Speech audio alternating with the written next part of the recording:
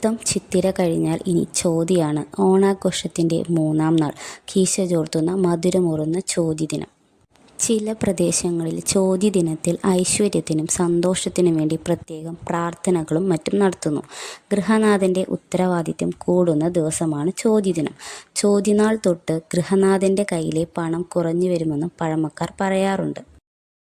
പുതിയ വസ്ത്രങ്ങൾ എടുക്കുവാനും ആഭരണങ്ങൾ വാങ്ങുവാനും ഗൃഹോപകരണങ്ങൾ സ്വന്തമാക്കുവാനും ആളുകൾ കൂടുതലായും തിരഞ്ഞെടുക്കുന്നത് ചോതി ദിവസത്തെയാണ്. 2 ദിവസത്തിനെ അപേക്ഷിച്ച് ചോതി നാളിലെ പൂക്കളം കുറച്ചുകൂടി വലുതായിരിക്കും. ചോതി ദിനത്തിലെ പൂക്കളം ഒരുക്കുമ്പോൾ 3 നിറങ്ങളിലുള്ള പൂക്കളാണ് ഉപയോഗിക്കുന്നത്. 3-ാം ദിവസമായ ചോതി നാളിൽ മാത്രമാണ് ചെമ്പരത്തിപ്പൂവ് പൂക്കളത്തിൽ ഉൾപ്പെടുത്തുന്നതെന്നും പറയപ്പെടുന്നു. ചില പ്രദേശങ്ങളിൽ ചോതി ദിനത്തിൽ ശംഖുപുഷ്പം പൂക്കളത്തിൽ മുൻഗാമിയാണെന്നും ചോതി നാളിൽ പൂക്കളം മുക്കുറ്റിയാൽ നിറയണമെന്നൊരു വിശ്വാസവും നിലനിൽക്കുന്നുണ്ട്. വീഡിയോ ഇഷ്ടപ്പെട്ടാൽ ലൈക്ക് ചെയ്യുക, സബ്സ്ക്രൈബ് ചെയ്യുക.